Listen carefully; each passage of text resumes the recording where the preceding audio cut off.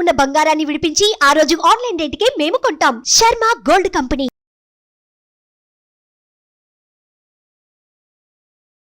Hi, welcome to our channel. ఈరోజు మనతో పాటు ఉన్నారు జ్యోతిష్య వాస్తు పండితులు, జ్యోతిష్య వాస్తు శిక్షణ నిపుణులు, అదేవిధంగా లలితాదేవి ఉపాసకులు శ్రీ నానాజీ పట్నాయక్ గారు. నమస్కారం గురువు గారు. శ్రీమాత్రే నమః. సార్, ఒక కుటుంబంలో తండ్రి బాగా సంపాదించి ఇద్దరు కొడుకులకు షేర్ చేస్తాడు. ఒక కొడుకు నిలబెట్టుకుంటాడు, ఇంకో కొడుకు మొత్తం నాశనం చేసేస్తాడు. ఇటీవల కాలంలో మనం చూసినట్టయితే అనిల్ అంబానీ, ముఖేష్ అంబానీ. ముఖేష్ అంబానీ కొడుకు ప్రీ వెడ్డింగ్ వేడుకల్లో అనిల్ అంబానీ ఒక అనామకుడుగా 2 బ్యాగులు ముల్లెమూట చదువుకొని వచ్చినట్టుగా కనిపించింది. దీనికి కారణం ఏంటంటారు? అసలు గ్రహస్థితే కారణం అంటారు, లేకపోతే ఉంది అని చెప్పేసి అడ్డదిడ్డంగా ఖర్చు పెట్టడం అంటారు? తప్పకుండా అండి. ఎందుకంటే ఒక విషయం, ఖర్చు పెట్టడానికి అసలు కారణం కాదు, గుర్తుపెట్టుకోండి. ఖర్చుకు తగ్గ సంపాదించలేకపోవడం కారణం. శాస్త్రం చాలా స్పష్టంగా ఏం చెప్తుందంటే ధనయోగాలు అనేటువంటివి ఉంటాయి. మీరు ఇందాక అడిగారు కాబట్టి నేను బోర్డు మీద కూడా వేశాను. చాలా సంవత్సరాల క్రితం చూశాను ఈ చార్ట్, నేను ఓకే కాదు, అయితే మీకు వివరించడం కోసం వేశాను. ఇది ముఖేష్ అంబానీ గారిది, ఇది అనిల్ అంబానీ గారిది. ఓకే. ముఖేష్ అంబానీ గారి గ్రహస్థితి చూసుకుంటే తులాలగ్నము, లగ్నంలో రాహువు, 2లో శని, 3లో చంద్రుడు, సప్తమంలో 4 గ్రహాలు, అష్టమ కుజుడు, ఇది గురువు. అదేవిధంగా అనిల్ అంబానీ గారి జాతకం చూసుకుంటే మకర లగ్నం, 3లో కేతువు, 5లో ఒక 3 గ్రహాలు అంటే బుధుడు, రవి, చంద్రుడు, శుక్రుడు, కుజుడు, సప్తమంలో నీచబడ్డ కుజుడు. ఇది గుర్తుపెట్టుకోవాలి, నీచబడ్డ కుజుడు చాలా జాగ్రత్తగా గుర్తుపెట్టుకోవాలి. రాహు భాగ్యంలో, గురువు లాభంలో, ఇక్కడ శని. ఇక్కడ మీరు అబ్జర్వ్ చేసినట్లయితే ఇక్కడ జాతక చక్రంలో ధనం రావడానికి శాస్త్రంలో ఏం చెప్పారు అని చెప్పి చూసుకున్నట్లయితే, ధనం రావడానికి ఎప్పుడైనా సరే, ఎవరికైనా సరే గుర్తుపెట్టుకోండి, 2 ముఖ్యంగా ధనం. ఓకే. 9, 11, 5 కూడా.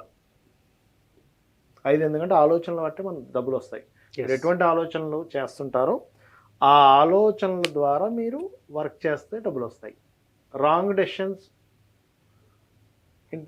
మీరు పెట్టే ఇన్వెస్ట్మెంట్స్ అన్ని వేస్ట్ అయిపోతుంటాయి. ఓకే. ఇక్కడ మీరు గమనించినట్లయితే ఈ తులాలగ్నం. ఎస్. ఓకే. చాలామందికి ఇక్కడ ఒక చిన్న విషయం కూడా చెప్తాను. ఏమనుకుంటారంటే గురువు లాభంలో ఉంటే మంచిది. ఇద్దరు జాతకాల్లో చూసినట్లయితే ఇక్కడ ఇది తులాలగ్నం లాభంలో గురువు, ఇక్కడ తులాలగ్నం లాభంలో గురువు. ఎస్. రెండింటికి లాభంలో ఉన్నారుగా, మరి ఈయనకి ఎందుకు కొన్ని లక్షల కోట్లు వచ్చినాయి, ఈయన ఎందుకు కొన్ని లక్షల కోట్లు పోగొట్టుకున్నాడు? ఎస్. అంటే ఇది ముఖేష్ అంబానీ గారు, ఈయనకు వచ్చినాయి, ఈయన పోగొట్టుకున్నాడు. ఇంకోటి ఏంటి, వీళ్ళిద్దరూ షేర్ చేసుకున్నప్పుడు బాగా లాభాల్లో ఉన్నది ఈయన తీసుకున్నాడు. ఓకే. అనిల్ అంబానీ అప్పుడప్పుడే గ్రో అవుతున్నవి ఈయన తీసుకున్నాడు. ఓకే. అప్పుడప్పుడు గ్రో అయ్యే తీసుకుని కూడా ఈయన మంచి స్టేజ్కి వెళ్ళిండు. బాగా లాభాల్లో ఉన్నవి కూడా డౌన్ అయిపోయినాయి. ఎస్. దానికి కారణం చెప్తాను మీకు ఇప్పుడు. అంటే ఎవరి జన్మ జాతకంలో ఇది చూసుకోవాలి. ఇది ఓన్లీ అనిల్ అంబానీ, ముఖేష్ అంబానీ గురించి కాదు ఇది. ఓకే. ఎవరి జన్మ జాతక చక్రంలో అయినా ఇవి ఉన్నాయా లేదా చెక్ చేసుకోవాలి. అప్పుడే మీరు బిజినెస్లోకి ఎంటర్ అవ్వాలి. బిజినెస్లోకి ఎంటర్ అవ్వడానికి ఫార్ములా చెప్తున్నాయి ఇక్కడ, వీళ్ళ జాతకాలని కాదు. ఇది తులాలగ్నం కదా, 2, 9, 11 అన్న. ఓకే. 2వ అధిపతి ఎవరు? కుజుడు. ఎస్. 2వ స్థానాన్ని చూస్తున్నాడు. ఓకే. తన స్థానాన్ని తను చూసుకుంటున్నాడు. ఓకే. కుజుడు. 9వ అధిపతి అని చెప్పాను. 9 అంటే ఎవరు? బుధుడు. ఈ బుధుడు ఉచ్చస్థితిలో ఉన్న రవితో ఉన్నాడు. ఉచ్చస్థానంలో ఉన్న రవితో, అంటే భాగ్యాధిపతి. భాగ్యం అంటారంటే పూర్వజన్మ పుణ్యము, పూర్వజన్మ అంటే మనం ఏదైతే పుణ్యకార్యం చేస్తామో దానికి సంబంధించిన అధిపతి బుధుడు రవితో, ఎగ్జాల్టెడ్ రవితో ఉన్నాడు. అలాగే లాభస్థానం, లాభాధిపతి కూడా ఎగ్జాల్ట్ అయి ఉన్నాడు. అంటే ఉచ్చస్థితిలో రవి ఉన్నాడు, లాభాధిపతి ఉచ్చస్థితిలో రవి ఉన్నాడు, భాగ్యాధిపతి ఉచ్చస్థితిలో ఉన్న రవితో కలిసి ఉన్నాడు, ధనస్థానాధిపతి తన స్థానాన్ని తను చూసుకుంటున్నాడు. ఓకే. అయితే మీకు ఇక్కడ సందేహం కలవచ్చు, ఏమని మరి చూసుకుంటున్నాడు, శని కుజుల వీక్షణ కరెక్ట్ కాదు కదా అని. కరెక్టే, కానీ వక్రించున్నాడు ఈయన. ఓకే. వక్రించి పక్కకు పోతున్నాడు. ఎప్పుడైతే పక్కకు పోయాడో లగ్నంలో రాకి వచ్చేసిండు. ఎస్. ఎప్పుడైతే వచ్చేసాడో ఇక్కడ ఏమవుతుంది, ఉచ్చస్థితిలో ఉన్న శని వచ్చినప్పుడు ఆ ఫైనాన్షియల్ యోగాలను కూడా పెంచుతాడు ఇక్కడ. ఓకే. ఇది గుర్తుపెట్టుకోండి. Okay, right. అట్లాగే ఇంకొకటి ఏంటంటే ఇదే సేమ్ ఫార్ములాస్ మనం ఇక్కడ ఎదురు చూద్దాం. ఇంకోటి ఏంటి, ఈ పంచమం కూడా తీసుకోవాలని చెప్పాను కదా. ఎస్. 1, 2, 3, 4, 5. 5వ అధిపతి శని ఉచ్చస్థితిలోకి వెళ్తున్నాడు, అంటే ఆలోచన కారకుడు ఉచ్చస్థితిలో ఉన్నాయి. ఎస్. ఇక్కడ చూడండి, సేమ్ ఈ 2, 9, 5 9, 2, 9, 11, 5 ఇక్కడ చూద్దాం ఒకసారి. ఓకే. ఇంకా 6వ స్థానం 10వ స్థానం కూడా చెప్తారు, బట్ మేజర్గా ఇవి. ఎస్. ఇక్కడ చూసుకున్నట్లయితే ఇది మకర లగ్నం. ఓకే. 2వ అధిపతి ఎవరు? శని. ఓకే. 2వ అధిపతి శని ఏమైండు? ఇక్కడ ఉన్నాడు, Hmm. 12లో పడ్డాడు. ఓకే. ధనాధిపతి 12వ స్థానంలో పడి వక్రించిட்டு పోతున్నాడు, అది కూడా శత్రుక్షేత్రంలోకి వెళ్తున్నాడు. ఇక్కడ శని వక్రించడానికి ఇక్కడ శని వక్రించడానికి చాలా తేడా ఉంది.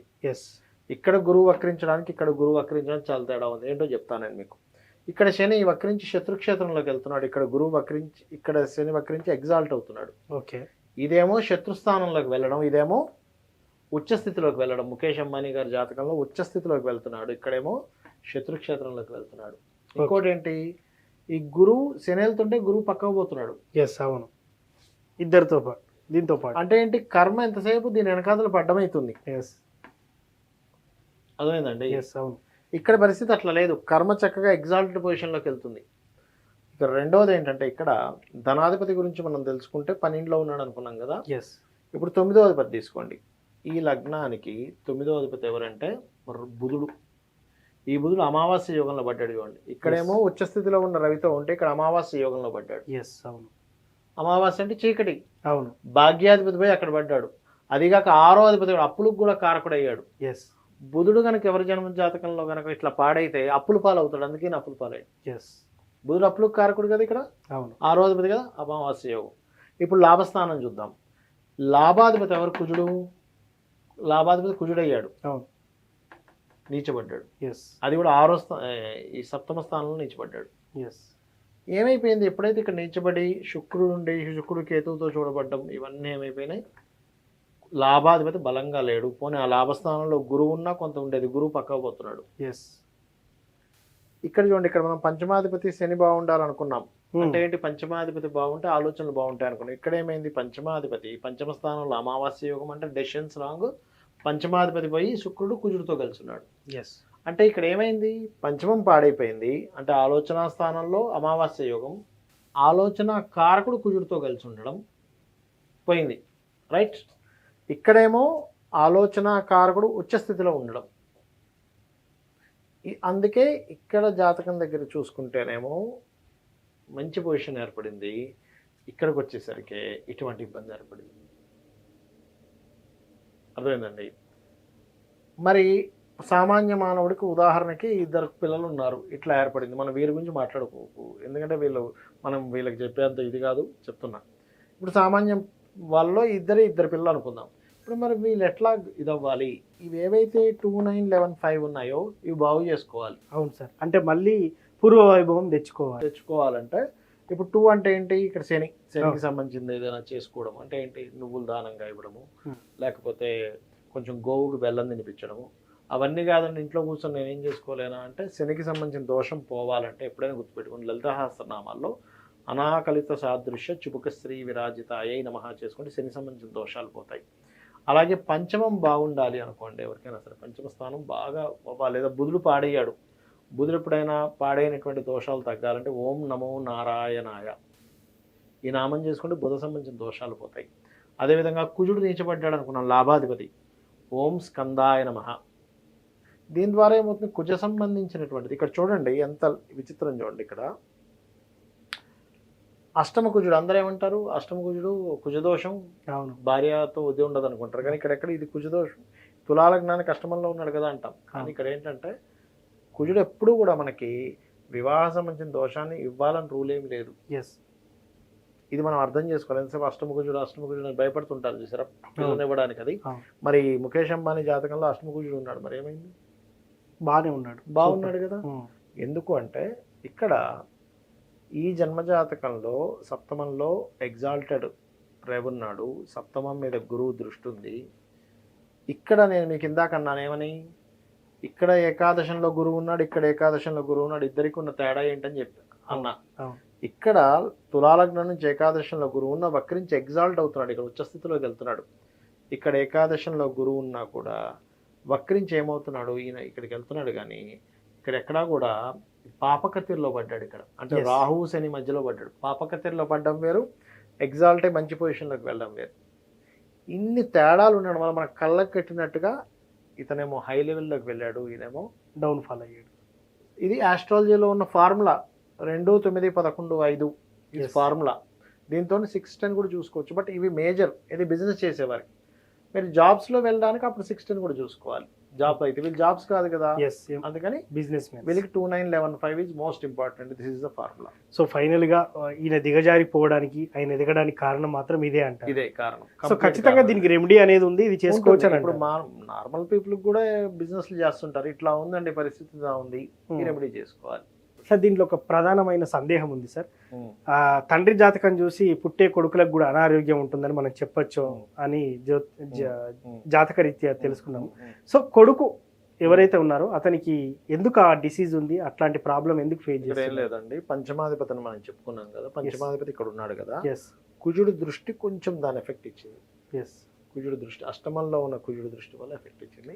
ఇప్పుడు వాళ్ళ అబ్బాయికి బాగుండాలనుకోండి, కుజుడికే చేసుకోవాలి. ఎస్ కుజ సంబంధించి చేసుకుంటే వాళ్ళ అబ్బాయి డిసీజ్ కూడా తగ్గుతుంది. సో దానికైతే రెమెడీ ఉంది.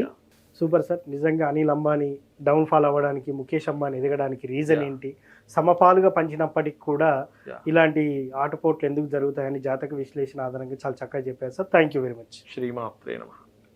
సో చూసారు కదా, ముఖేష్ అంబానీ, అనిల్ అంబానీ ఒకరు డౌన్ ఫాల్ అవ్వడం, ఒకరు ఎదగడం రీజన్ ఏంటి అనేది మనం చార్ట్ ద్వారా చూసాం. ఇది వాటి కార్యక్రమం. మరో కార్యక్రమంలో మళ్ళీ కలుద్దాం. Thank you.